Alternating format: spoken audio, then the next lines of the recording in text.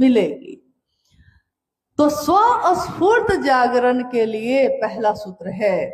स्वस्फूर्त जागरण यानी मेरे दिल में किन लोगों के लिए है ये पहला सूत्र किन लोगों के लिए है?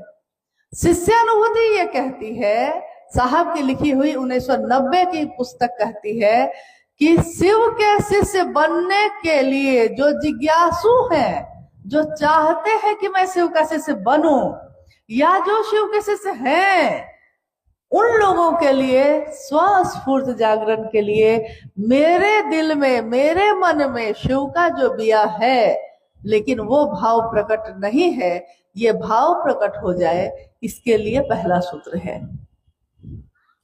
तो जब हम मन में बार बार ये कहते हैं तो एक दिन क्या होता है, मन पे निशान पड़ता है।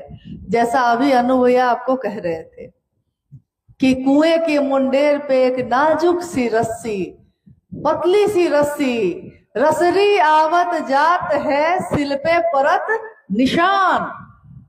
रसरी पतली सी है, आई है और गई है, पत्थर तो कठोर है, सबसे कठोर तत्व है, लेकिन निशान किसका पड़ा, पत्थर का कि रस्सी का? रस्सी का, क्योंकि वो बार बार आई है और गई है, बार बार फेरा गया है उसको।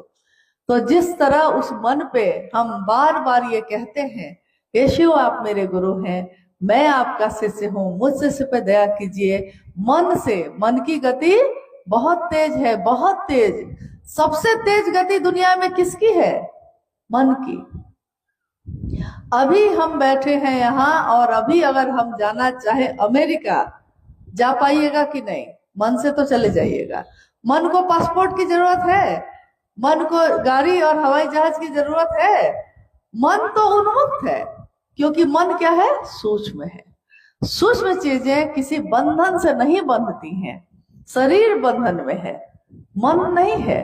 तो मन से हम कहीं भी जा सकते हैं। तो जिस तरह इस मन से हम कुशीनगर से सिवान जा सकते हैं, हम कुशीनगर से छपरा जा सकते हैं, हम कुशीनगर से गोपालगंज जा सकते हैं, उसी तरह इसी मन से हम कुशीनगर में बैठे बैठे महादेव के पास भी जा सकते हैं, हम अपने साहब दीदी से भी मिल सकते हैं।